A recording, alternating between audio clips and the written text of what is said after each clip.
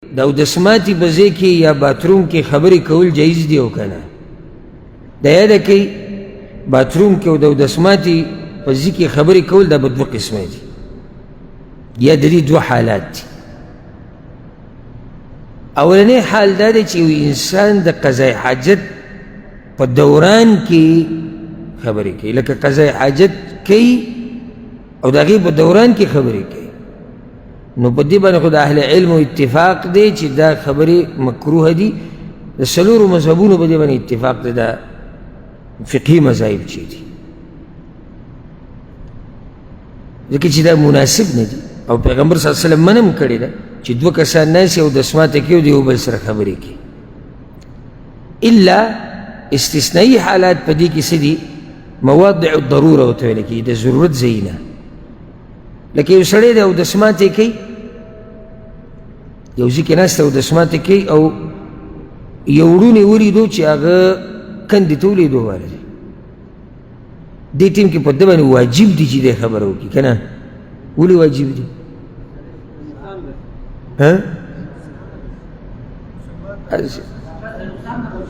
چې دا سړی د تاوان او نقصان نه بچي، چې جواب را کوي ښه ډاډه جواب را کوي، او که غلطي نو زه به راته وایم چې صحیح ده، دومره غټ علما تاسو نه یي چې لکه ستاسو هتک به وشي، زه به راته وایم چې جواب دې څه دی غلط دی، نو ستا په علم کې اضافه وشي، او چې جواب را کوي ډاډه به شي. دا طریقه الحمدلله زما په دې درسونو او بیانونو کې، او دا ما د پیغمبر صلی الله علیه وسلم احادیث د سلفونه بعضو د هغوی د طریقه وه چې یو حوار کول د شاګرد سره یا سوال کول یا تپوس، دې سره ډېرې فایدې، نو یو غټه فایده پکې دی چې دې سره اورېدونکی ډاډه شي، خبره کولی شي. اوس زموږ دا پښتانه دا غریبانان دومره لرې ساتلی شوي د دې مسلې نه، یا یې ځان لرې ساتلی دی، لکه لازم دا بعض خلک چې راپاسي ټوله جاښه په مولیانو ور واچوي، مولیانو دا چل کړی، نو ورې تا کې عقل نه و، لکه یوازې مولیان ملامته کول هم ناانصافي ده. اوس که یو مولا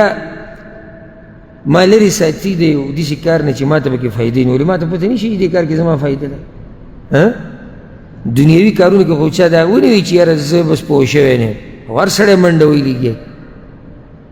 فایده دې کې دا وشي چې سړی زړور شي، خبره کولی شي. اوس که یو دې راپاڅ چې یاره د دې حالاتو راته خبر وکړي چې د پاکستان کې دا اوټونه به څوک ګټي او څوک به بیلي، نو تی به دومره اوږد تقریر وکړي چې دماغ به دله شړشم کړي، یو غر به ولي او بل غر به ولي، او هغه ملک و اجلاس شوی دی او په هغه ملک کې ته دا ملکونه به دله ټول راوایلي، ته به چې دی ورسره ناست و، بیا ورته دا ووایه چې دې ملګرو ته صرف دومره ووایي چې د مانځه اهتمام کوي،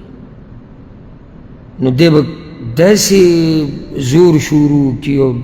او یو طرف ته به ګوري او بل طرف، لکه حیا په هغه خبرو کې پکار و ځکه چې په هغې کې تا اتیا فیصده دروغ ووایي. دلته خبره د الله د دین ده، تعالی پې الله ثواب هم درکوي او عبادت دی. تا ته دا نه چا نه دی ویلي چې ته قرآن ختم کړه دې خلکو ته، یا حدیثونه بیان کو، یا یو غټې غټې شرحې شروع که، صرف تا ته دا وایي چې دې ملګرو ته په ساده پښتو کې نصیحت وکړي چې د مانځه اهتمام کوه، دی دا نشي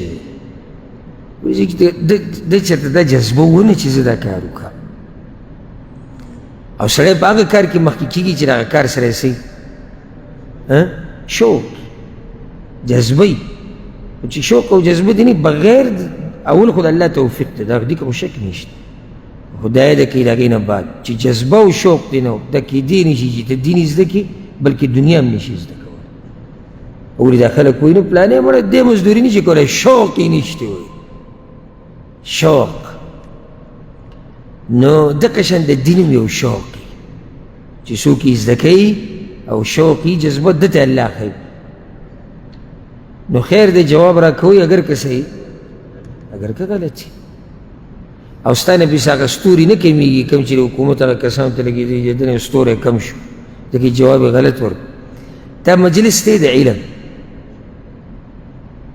دلته هم دقه شان یي چې سړی نه وي پوهه او بیا څه شي پوه شي، او که ټول پوهه راځي نو بیا روانه خبره ده څه ده، خبره خو دې دپاره وي چې استاذ شاګردانو ته په دې ناسي چې هغه شاګرد نه وي پوهه، کله استاذ هم پوه شي. دا مې یاده کړه د شاګردانو په دې خبرو اترو کې په دې سوالاتو کې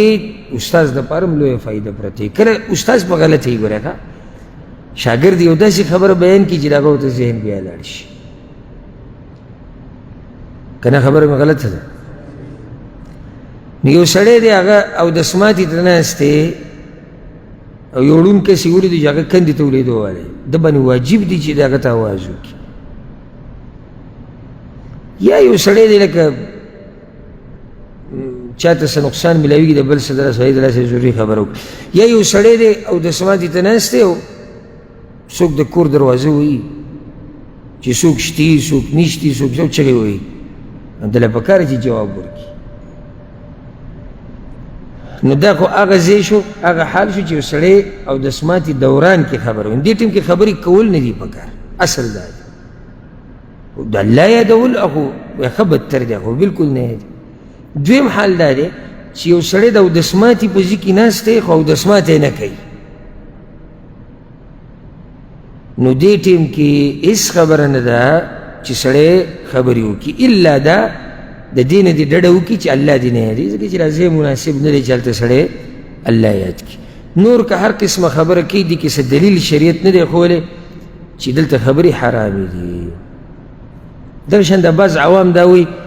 د چاردام په وخت کې به خبرې نه کوي، دا هم بې دلیله خبره ده. د غسل په دوران کې، چاردام په دوران کې خبرې دا جایز دي او نه کول غوره دي. په نه کولو کې فایده دا ده چې د سړي توجه د عبادت ته صحیح هغه برابري. او چې کله سړی خبرې کوي، لکه چې سړی چاردام کې لګیا خبرې پکې هم کوي، نو بیا کیدای شي چې د ده په دې اودس کې څه کمی راشي، کیدای شي. نو چې دا یې رښتي نو بیا ښه ده چې خبرې پرېږدي، خو که ویې کړي نو ګناهګارېږي نه. والله اعلم.